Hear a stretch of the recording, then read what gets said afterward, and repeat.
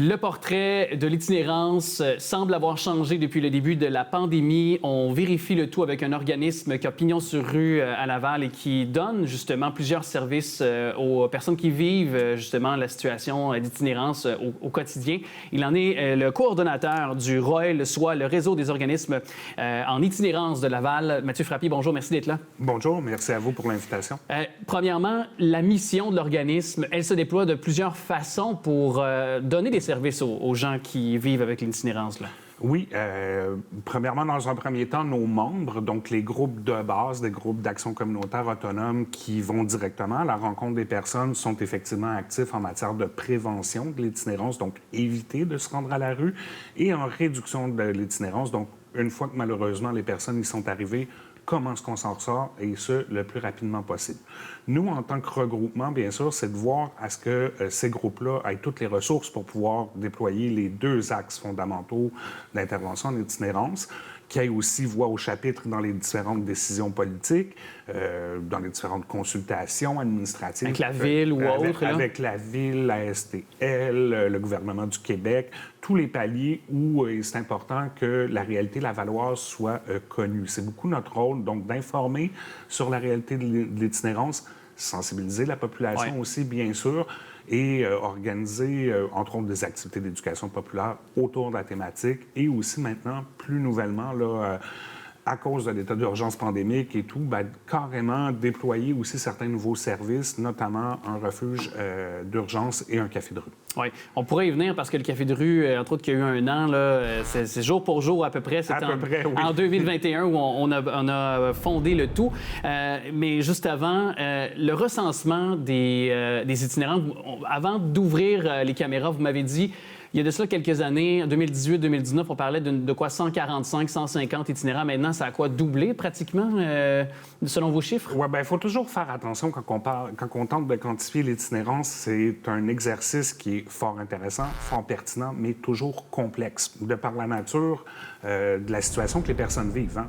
Le mot le dit, itinérant, donc par définition, on n'est pas fixe à un endroit à attendre d'être compté. On se déplace sur le territoire. Peut-être qu'aujourd'hui, on est à Laval, demain, on est à Montréal. Toutes sortes de réalités comme ça. Donc, l'exercice de dénombrement qui a eu lieu en 2018 là, à la demande du gouvernement fédéral est un exercice de type prise de photos un soir. Donc, le 24 avril 2018, différentes équipes se sont déployées sur le territoire dans des zones connues pour être fréquentées par des personnes en situation d'itinérance, puis qui ont dénombré ce qu'on appelle l'itinérance, donc visible. Nous, à Laval, depuis des années, on qualifie notre itinérance comme étant beaucoup plus invisible. Et qu'est-ce que c'est? Parlez-moi de la distinction entre les deux. Exactement. L'itinérance visible, là, on va tomber dans les clichés et tout. C'est la personne qui fait de la mendicité. Sur le bord d'un café, d'un Tim Hortons, par exemple. Un Tim Hortons avec le petit gobelet, le panier d'épicerie pas trop loin avec ses possessions personnelles dedans. Je fais un gros cliché. Ça, c'est vraiment ce qu'on associe à l'itinérance. C'est ce qu'on voit le plus souvent, peut-être, dans notre ici, le territoire lavallois, là, de toute façon. Souvent, quand on perçoit l'itinérance, ça va être de la visible qu'on voit. L'itinérance invisible est une forme d'itinérance qui, pour différentes raisons, c'est souvent, dans le fond, un choix stratégique des personnes. Ça va affecter particulièrement les femmes en raison de leur vulnérabilité dans l'espace public lorsqu'identifiées en situation d'itinérance. Donc, pour éviter de se faire identifier comme ça, les gens vont faire toutes sortes de stratégies. Par exemple, aller dormir chez des amis, dormir dans son auto. Très présent à Laval. Là, les gens perdent leur logement, mais continuent à pouvoir faire le détour pour avoir un abri minimal puis garder quelques possessions. Très commun à Laval. Autre chose, faire quelques nuits dans un motel, tout ça. Donc, bref, ne pas être visible. C'est préoccupant, là. Quelques jours, en fait, là, dans les premiers jours de la pandémie, devait se tenir un grand événement organisé par le ROIL, notre regroupement, qui était justement de rendre visible, je pense que si je me souviens bien, c'était rendre visible l'invisible, et c'était autour de la thématique de la nature de notre itinérance à Laval, donc très invisibilisé. Et justement, le portrait 2 ans plus tard, après même un petit peu plus de 2 ans plus tard, après la pandémie, est-ce que ça a encore plus été non seulement augmenté en nombre, en gens qui vous consultent, qui vont aussi frapper à votre porte pour être hébergés, par exemple, dans votre refuge. Une des phrases clés qu'on peut utiliser dans ce contexte-là là, pour bien saisir ce qui s'est passé au cours des 2 dernières années, c'est que oui, il y a une partie de cette itinérance invisible-là qui est devenue soudainement très visible. Pensons à tous les hôtels qui ont fermé. Je vous parlais de stratégie de motel. À un certain point, avec couvre-feu, fermeture des salles pas de réception, mais des salles dans les restaurants, il n'y avait plus nulle part où se cacher. Fait qu'il y a une partie qui est devenue plus visible. Il y a eu un accroissement aussi. On voit plus de personnes. Au Québec, on réfère à l'itinérance comme étant un phénomène de désaffiliation, tandis que là, on rencontre des personnes qui ne sont pas si désaffiliées que ça. C'est la force, les forces économiques qui les ont carrément poussées à la rue. Bref, tout ça pour dire que la phrase clé que j'aime bien utiliser, c'est oui, l'itinérance a augmenté en nombre au cours des dernières années à Laval, mais elle s'est aussi diversifiée et complexifiée. Ah oui? Et pourquoi? Expliquez-nous. Parce que, notamment, on parle beaucoup des enjeux de santé mentale qui ont été vécus par toute la population au cours des 2 dernières années. Nos personnes en situation d'itinérance n'en sont pas exclues, bien sûr. Donc, elles nous arrivent, elles partent de plus loin. Les espoirs aussi de retour vers une vie plus stable, notamment en logement. Et les gens de la rue savent très bien à quel point les logements sont rares et sont très chers. Le coût des denrées alimentaires aussi, puis à Laval, on s'entend, le territoire est très, très vaste. Si on n'a pas de véhicule, justement, des fois, on n'a pas le choix de ne pas pouvoir aller à l'épicerie économique, puis il faut aller à une qui est plus dispendieuse. Bref, tous ces facteurs-là mis ensemble, ça a exacerbé... Ça complexifie nos interventions. Et un des projets que vous aviez un peu pour peut-être prévenir puis avoir un contact avec justement les gens qui vivent en situation d'itinérance, c'était de construire ce café de rue. On le disait tantôt au début de notre conversation, 1 an, jour pour jour à peu près, là, après le début des opérations. Est-ce que pour vous, il y a un avant-après avec le début de ce café de rue-là? Est-ce que pour vous, ça a favorisé le contact? Est-ce que ça a pu améliorer peut-être le sort de certaines personnes? Vous avez vu un changement? Définitivement.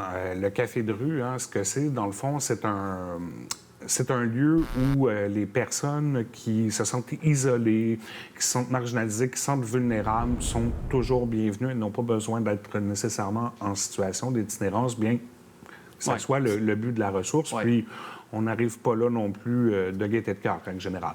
Qu'est-ce qui est offert? Bien sûr, beaucoup d'écoute, un milieu qui est sain, une possibilité d'entrer en lien avec d'autres personnes, donc briser l'isolement, mais aussi beaucoup de référencement. Ce qu'il faut comprendre avec notre café, c'est que c'est pas là qu'on va partir, c'est pas là que va se faire une réinsertion sociale et tout ça. C'est un centre d'accueil où tout le monde est bienvenu pour une première prise de contact. Par contre, on est évidemment stratégique et on fait du référencement vers nos groupes dont je vous parlais tout à l'heure, qui sont là depuis plus d'1 an. Donc, des intervenants qui peuvent venir sur place aussi, on en a. Le soutien psychologique. On est en train de mettre en place tout un filet aussi autour de ces 2 ressources-là. Donc, notamment, on a des ressources en santé qui nous viennent directement du CIS, qui viennent à la rencontre des personnes sur le lieu avec des horaires fixes. Ils savent qu'ils peuvent rencontrer un infirmier, un travailleur social. Nos intervenants aussi avec leur champ de spécialité compétences, que ce soit en réduction des méfaits du côté drogue et alcool, que ce soit du côté de la stabilisation résidentielle, que ce soit du côté jeunesse, bref. On a plusieurs volets selon les spécialités qui vont venir, puis là, les personnes peuvent se rattacher à partir de là. Le constat que l'on fait au bout d'1 an, le café est pratiquement tous les jours plein. C'est sûr qu'en période hivernale, c'est très achalandé, mais comme on l'a vu l'été dernier, on anticipait qu'il n'y aurait pas tant de monde que ça. Or, on a eu beaucoup de personnes. Dans ce qui a été constaté par la communauté aussi autour, puis aussi notamment les services policiers de Laval, on ne peut pas tracer le lien d'une façon aussi directe que ça, mais quand le café est ouvert, quand on peut recevoir les gens, il y a une baisse de désorganisation des personnes dans le quartier ou encore de comportements où la cohabitation sociale est plus difficile. Je pense notamment à l'établissement de camping. C'est sûr que l'été dernier, Laval n'a pas eu pas eu énormément de camping, en tout cas vraiment pas comme dans les autres villes. Ça ne veut pas dire qu'il n'y avait pas beaucoup de besoins, c'est qu'ils ont atterri par chez nous. Donc, déjà là, ça, c'est une réussite. L'avenir après ça. C'était des besoins identifiés de longue date, d'avoir la ressource tant refuge que café. Du côté du refuge, c'est un peu le même principe, mais pour la nuit. Hein. Donc, des ressources d'accueil, d'urgence, bas seuil, qu'on appelle, donc, on accepte à peu près tout le monde. C'était une priorité depuis très, très longtemps. Il faut comprendre qu'on est la 3e ville au Québec. C'était un peu anormal qu'on n'en ait pas eu avant. C'est clair. La pandémie est venue révéler tout ça. Les autorités aussi ont pris, je vous parlais d'un colloque et tout. Ils ont pris conscience de certaines choses. Ils ont pris acte qu'on ne pouvait pas être... C'était impossible démographiquement qu'on soit une ville aussi importante avec pas d'itinérance. Donc, on sent qu'il y a vraiment une mobilisation de la communauté, des partenaires institutionnels à déployer des services. On se voit durer encore longtemps dans le temps. Bien, on l'espère. Et toutes les façons pour vous joindre ou connaître vos services sont déjà au bas de l'écran. Super! Mathieu Frappier, je vous remercie beaucoup d'être passé nous parler, évidemment. Donc, vous êtes le coordonnateur de ce réseau des organismes en itinérance de Laval. Merci beaucoup. Merci à vous.